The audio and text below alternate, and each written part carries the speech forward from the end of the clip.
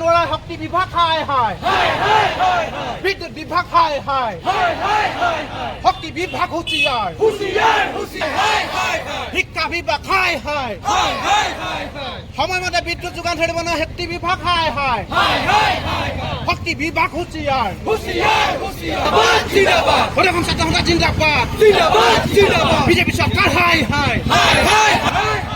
প্ৰদেশৰ ছাত্ৰ সন্থা জিন্দাবাদ প্ৰদেশৰ ছাত্ৰ সন্থা জিন্দাবাদ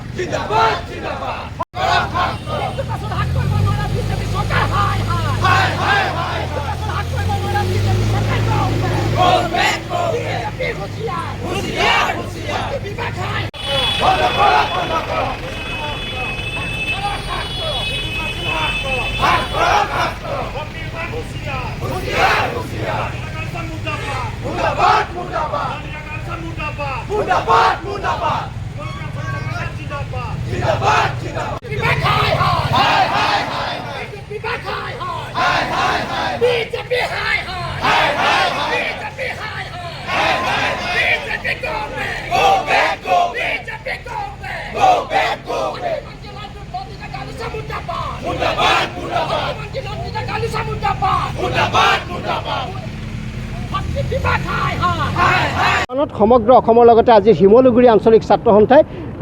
শক্তি বিভাগৰ বিৰুদ্ধে আজি প্ৰতিবাদী কাৰ্যসূচী প্ৰতিকৃতি দাহ কাৰ্যসূচী আমি ৰূপায়ণ কৰিছোঁ যিখন চৰকাৰে বিভিন্ন সময়ত সভা সমিতিবিলাকত আৰু ডাঙৰ ডাঙৰ বিজ্ঞাপন দি কয় যে এখন জনতাৰ চৰকাৰ এখন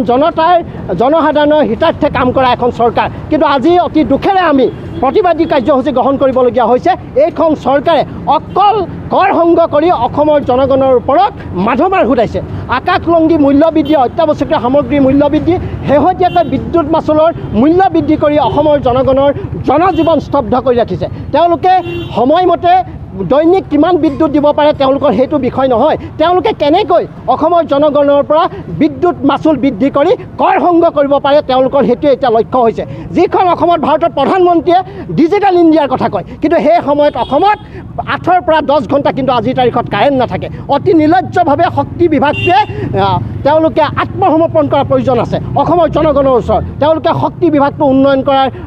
কথা পৰিকল্পনা প্ৰস্তুত নকৰি তেওঁলোকে এই শক্তি বিভাগটো নিঃশেষ কৰাৰ এক পৰিকল্পনা প্ৰস্তুত কৰিছে তাৰ বিৰুদ্ধে আজি এই প্ৰতিবাদী কাৰ্যসূচী গ্ৰহণ কৰিছোঁ অসমৰ মুখ্যমন্ত্ৰীগৰাকীয়েও কয় যে আমি জনতাৰ চৰকাৰ কিয় ৰাইজৰ ওপৰত তেওঁলোকে মূল্য বৃদ্ধি জাপি দি কৰ জাপি দি পেলাই অসমৰ জনগণক স্তব্ধ কৰি জনজীৱন স্তব্ধ কৰিবৰ কাৰণে তেওঁলোকে ব্যৱস্থা গ্ৰহণ কৰিছে এই কথা কেতিয়াও আমি মানি নলওঁ সদৌ অসম ছাত্ৰ সন্থা আৰু অসমৰ জনগণে